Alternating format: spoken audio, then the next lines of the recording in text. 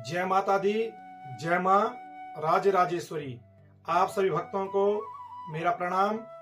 आप सभी का हमारे माँ राजराजेश्वरी ज्योतिष केंद्र में आप सभी का स्वागत है। जिन भक्तों का, जिन जातकों का आज के दिन जन्म दिवस है, नए कार्य की शुरुआत है, उनको भी हमारी तरफ से बहुत बहुत शुभकामनाएं।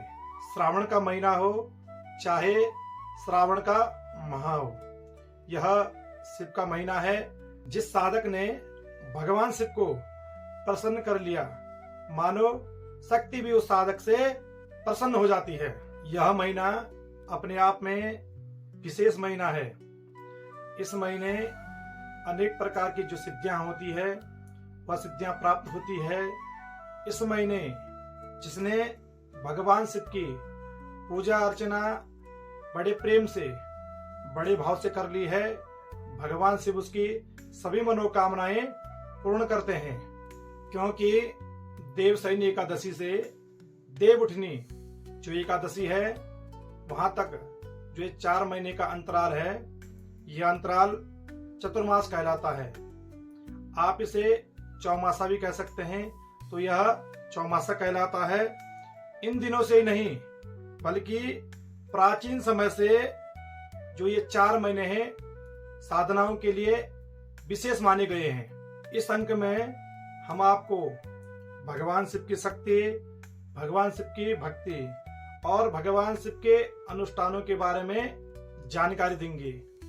आपने भगवान शिव को क्या अर्पित करना है, किस प्रकार से आपने भगवान शिव की पूजाएं करनी है, यह सारी जानकारी हम आपको इस अंक में देंगे।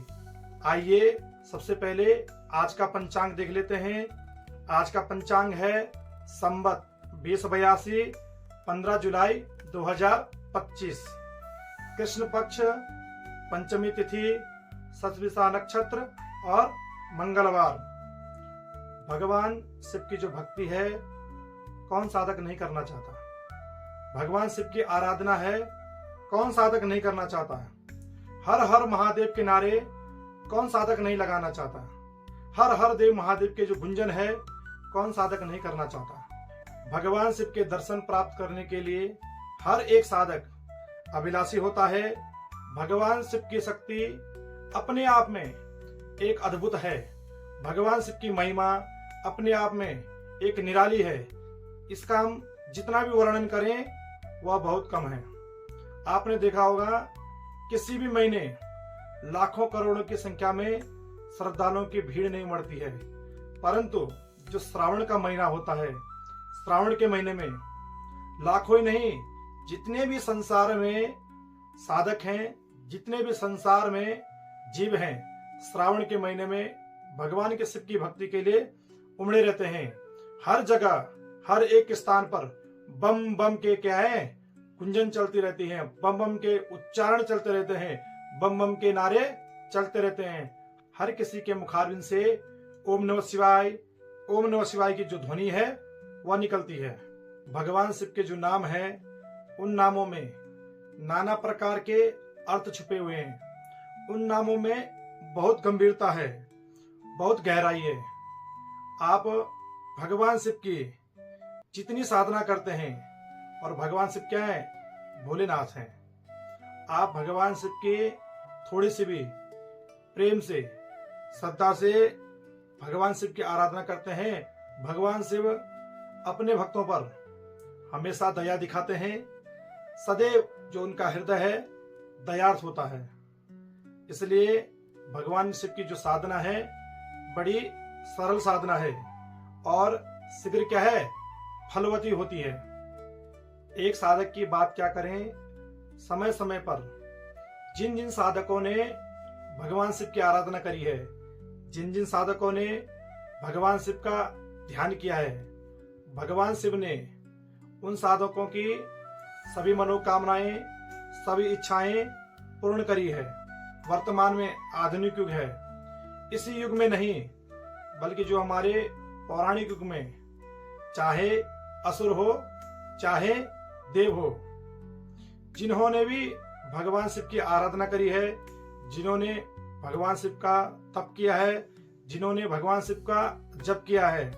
भगवान शिव ने उन सभी को नाना भांति के वरदान दिए थे।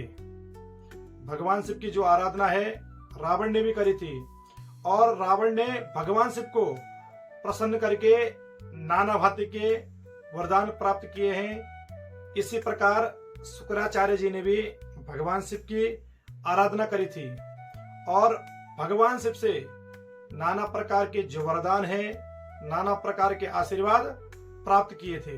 और न जाने ऐसे हमारे कितने ऋषि मुनि थे जिन्होंने भगवान शिव की आराधना करके नाना प्रकार के वरदान प्राप्त किए हैं।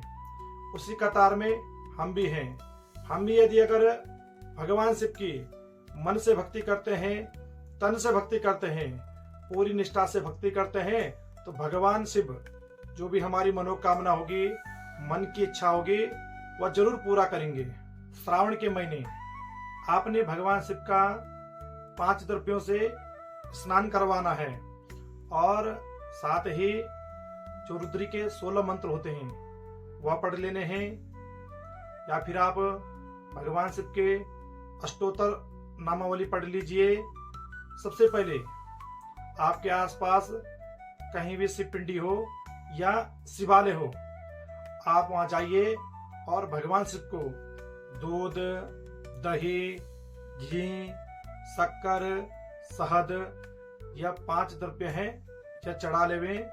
उसके बाद शुद्धोदक स्नान करवा लेवें और शुद्धोदक स्नान करवाने के बाद आप भगवान को धूप दिखा दें, दीप दिखा दें और भगवान शिव के नाना प्रकार के जो स्तोत्र हैं उन स्तोत्रों का पाठ कर लेवें जो आपको अच्छे से आते हो। उसी प्रकार भगवान शिव की जो अभिषेक की नाना प्रकार की विधियां हैं, श्रृंगार के नाना प्रकार की विधियां हैं, आप चाहे तो दूध, दही, घी, शक्कर, शहद से पंचोपचार से भगवान शिव का पूजन करें, वो 5 द्रव्य चढ़ा लें। उसके बाद शुद्धोदक स्नान करवाएं। उसके बाद आपके पास शुद्ध वस्त्र होगा, वह वस्त्र पहनाएं। उसके बाद जो जनेऊ होगा, भगवान शिव को जनेऊ पहनाएं। चंदन लगा करके, अक्षत चढ़ा करके, पुष्प चढ़ा करके, आपके पास फूल माला होगी, वह फूल माला भी चढ़ा दें। बिलपत्र होंगे, बिलपत्र चढ़ाएं। जो भी आपसे बन सके वह आप भगवान शिव को चढ़ाएं। नाना प्रकार के पुष्प हैं, उन पुष्पों से भगवान शिव का श्रृंगार करें और धूप दिखा करके, दीप दिखा करके जो आपने भगवान शिव के लिए नैवेद्य बनाया है उस नैवेद्य को भगवान शिव को भोग लगाएं। भगवान शिव के जो 108 नाम है उन नामों का उच्चारण करके जब आप ओम नमः शिवाय, फिर आपने पुष्प चढ़ाना है और पूज्यामी का उच्चारण करना है। इसी प्रकार भगवान शिव के 108 नाम है, उन 108 नाम का उच्चारण लेते समय आपने एक पुष्प चढ़ाना है।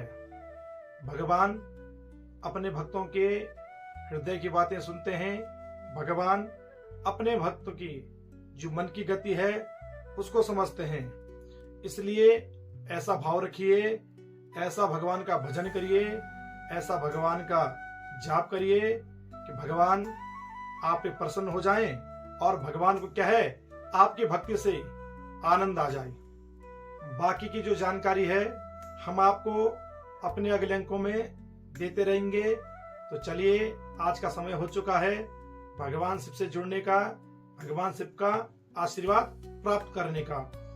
ओम गंगा तरंग रमणी यजटा कलापम गौरी निरंतर विभो सितवाम भागम नारायण प्रियमनं गमदापहारम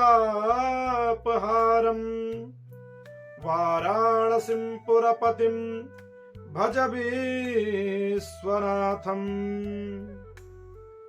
इसी के साथ हमारी तरफ से आप सभी के जीवन के लिए मंगल शुभकामनाएं। और जो साधक हमारे YouTube चैनल पर नए हैं वो हमारे YouTube चैनल महाराज राजेश्वरी ज्योतिष केंद्र को जरूर सब्सक्राइब करें। हम आज नहीं, यह जानकारी भी पहले दे चुके हैं। जब आप सब्सक्राइब करते हैं तो सब्सक्राइब करने से क्या होता है, जो हम सनातन धर्म से जुड़ी हुई जानकारी आपको देते हैं, नक्षत्रों से संबंधित जुड़ी हुई जानकारी देते हैं, ग्रहों से संबंधित जुड़ी हुई जानकारी देते हैं। वह जानकारी आपको सर्वप्रथम प्राप्त होगी। जय माता दी, जय मां राजराजेश्वरी। हर हर महादेव शंभो।